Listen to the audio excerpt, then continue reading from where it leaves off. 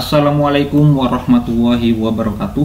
Berjumpa lagi dengan AF19 channel yang selalu menemani Bapak Ibu atau teman-teman semua dalam belajar baik P3K maupun CPNS. Jangan lupa subscribe, like, share, dan selalu support channel ini agar saya semakin bersemangat untuk memberikan soal-soal P3K maupun CPNS. Jika Bapak Ibu mau request, silahkan tulis di kolom komentar. Nanti akan saya buatkan dan akan saya bahas di channel ini. Nah, pada video kali ini sedikit berbeda ya Bapak Ibu. Kali ini saya tidak akan membaca soalnya, tapi saya langsung ke pertanyaannya saja. Kenapa? Karena jika ada soal seperti ini akan menghabiskan waktu yang lebih banyak. Bapak Ibu akan kehabisan waktu pada soal-soal seperti ini. Karena berdasarkan survei yang ikut tes tahap 1, model-model soalnya sangat panjang-panjang. Jadi Bapak Ibu tidak perlu membacanya. Jadi saya akan sharing cara menjawab cepat soal-soal P3K. Nah, kita langsung ke pertanyaannya saja. Nah, yang ini kita lewati. Nah, berikut ini merupakan langkah-langkah pembelajaran dengan model pembelajaran inquiry. 1. Merumuskan masalah. 2. Tahap orientasi. 3. Mengumpulkan data. 4. Merumuskan hipotesis. Dan yang kelima, menguji hipotesis. Nah, urutan yang benar adalah yang A 1, 2, 3, 4, 5, yang B 1, 2, 3, 5, 4, dan yang C 2, 1, 3, 4, 5, D 2, 1, 4, 3, 5, dan yang E 2, 1, 3, 4, 5. Nah, untuk menjawab soal seperti ini, Bapak Ibu harus paham dulu sintaks model pembelajaran. Jadi tahap yang pertama itu ada tahap orientasi, dan yang kedua merumuskan masalah, dan yang ketiga merumuskan hipotesis, dan yang keempat pengumpulan data, dan yang kelima menguji hipotesis. Nah, ini adalah urutannya Bapak Ibu. Paling tidak Bapak Ibu hafal ataupun paham urutan sintaks model pembelajaran inquiry. Nah, Bapak Ibu juga pahami deskripsi kegiatan guru dan siswa dalam tahapan 1-5 ini. Kemudian untuk lebih mendalaminya lagi, sintaks model pembelajaran inquiry ini ada deskripsinya Bapak Ibu, yaitu kegiatan guru dan siswa. Nah, kegiatan guru dan siswa dari tahap orientasi apa? Ya ini, memberitahukan siswa mengenai materi apa yang akan dipelajari. Dan yang kedua, apa tujuan yang akan dicapai, serta mempersiapkan siswa untuk mulai menggunakan model pembelajaran inquiry. Dan yang kedua, pada tahap ini siswa diarahkan pada suatu masalah yang memerlukan pemecahan. Dan yang ketiga, pada tahapan ini siswa dilatih untuk membuat suatu hipotesis atau jawaban sementara dari masalah yang telah diselesaikannya. Dan yang keempat, pada tahap ini siswa melakukan aktivitas mengumpulkan informasi yang dibutuhkan untuk menguji hipotesis yang telah dibuatnya. Dan yang kelima, langkah ini merupakan langkah yang dilatih kemampuan rasional siswa, di mana hipotesis yang telah dibuat kemudian diuji dengan cara dibandingkan dengan data yang ada lalu kemudian ditunjukkan. Nah, Bapak Ibu jika paham sintaks model pembelajaran inquiry, maka akan sangat mudah untuk menjawab soal seperti ini. Nah, jadi urutan yang benar adalah yang pertama, tahap orientasi. Nah, tahap orientasi ini ada di nomor 2. Nah, jadi yang A dan B sudah salah.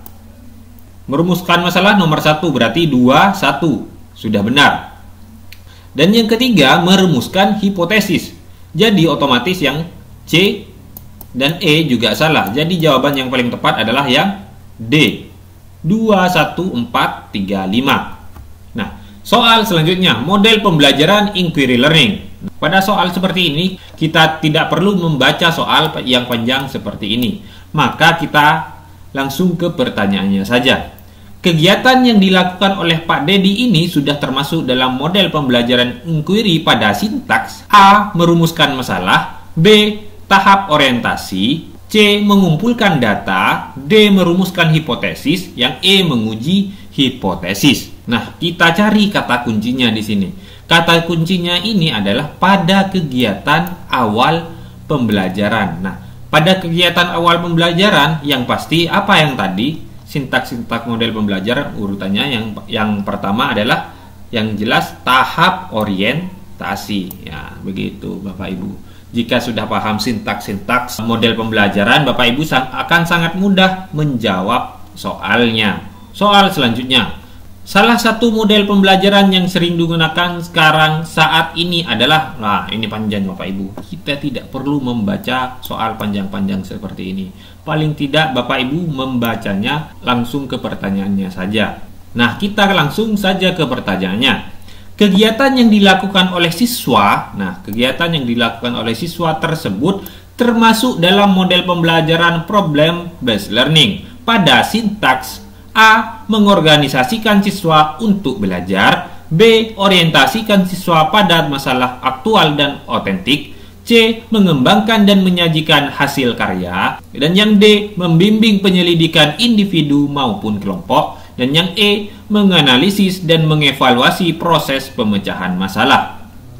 Nah, jika ada soal seperti ini, Bapak Ibu harus paham sintaks based learning. Nah, ini sintaks problem based learning. Tahapan yang pertama itu ada orientasikan siswa pada masalah aktual dan otentik. Dan yang kedua, mengorganisasikan siswa untuk belajar. Dan yang ketiga, membimbing penyelidikan individu maupun kelompok. Dan yang keempat, mengembangkan dan menyajikan hasil karya. Dan yang kelima, menganalisis dan mengevaluasi proses pemecahan masalah. Nah, kegiatan gurunya menyampaikan tujuan pembelajaran dan menyiapkan dan motivasi siswa untuk terlibat aktif dalam pemecahan masalah.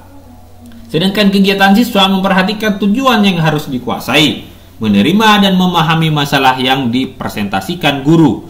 Siswa berada dalam kelompoknya sampai semua jelas terhadap penyelesaiannya. Kegiatan guru dalam mengorganisasikan siswa untuk belajar, yaitu guru membantu siswa mendefinisikan dan mengorganisasikan tugas belajar yang berhubungan dengan masalah tersebut. Nah, sedangkan siswa membatasi permasalahan yang akan dikaji. Kegiatan guru dalam membimbing penyelidikan individu maupun kelompok, yaitu guru mendorong siswa untuk mengumpulkan informasi yang sesuai, melaksanakan eksperimen untuk mendapatkan penjelasan dan pemecahan masalah. Sedangkan kegiatan siswa melakukan inquiry, investigasi, dan bertanya untuk mendapatkan jawaban atas permasalahan yang dihadapi. Kegiatan guru dalam mengembangkan dan menyajikan hasil karya, yaitu guru membantu siswa dalam merencanakan dan menyiapkan karya yang sesuai seperti laporan, video, dan model dan membantu mereka untuk berbagi tugas dengan temannya. Sedangkan kegiatan siswa menyusun laporan dalam kelompok dan menyajikannya dalam diskusi kelas. Dan yang kelima, menganalisis dan mengevaluasi proses pemecahan masalah. Kegiatan guru membantu siswa untuk melakukan refleksi atau evaluasi terhadap penyelidikan mereka dan proses-proses yang mereka gunakan. Sedangkan siswa mengikuti tes dan menyerahkan tugas-tugas sebagai bahan evaluasi proses belajar. Nah, jika ada soal seperti ini, karena pertanyaannya kegiatan yang dilakukan oleh siswa. Nah, kita cari kata-kata yang ada siswanya. Menghadapkan siswa pada, pada masalah dunia nyata. Nah, bukan, itu bukan kata kuncinya. Kita cari siswa lagi di sini. Nah, di sini ada siswa. Bu Nana menyuruh siswa untuk menyusun laporan. Menyusun laporan dalam kelompok dan menyajikan. Menyusun laporan dan menyajikan itu termasuk sintaks problem learning apa? Apakah yang A mengorganisasikan siswa untuk belajar, yang jelas salah, dan yang B orientasikan siswa pada masalah aktual otentik juga salah, dan yang C mengembangkan dan menyajikan hasil karya. Nah, ini menyajikan. Karena di sini sudah jelas ada menyajikan. Yang jelas, yang pasti yang ini adalah yang benar, mengembangkan dan menyajikan hasil karya. Soal selanjutnya. Nah, Bapak Ibu, kita langsung ke pertanyaannya saja. Berikut ini merupakan langkah-langkah pembelajaran dengan model pembelajaran problem based learning. Yang pertama, mengorganisasikan siswa untuk belajar. Yang kedua, orientasikan siswa pada masalah aktual dan otentik. Dan yang ketiga, mengembangkan dan menyajikan hasil karya. Dan yang keempat, membimbing penyelidikan individu maupun kelompok, dan yang kelima menganalisis dan mengevaluasi proses pemecahan masalah. Nah, urutan yang benar adalah, soal sebelumnya sudah saya bahas. Nah, di sini adalah urutannya. Yang pertama ini orientasi siswa pada masalah. Nah, yang pertama yang pasti orientasi siswa pada masalah aktual dan autentik. Nah, yang ini jelas salah. Dan yang kedua mengorganisasikan siswa untuk belajar.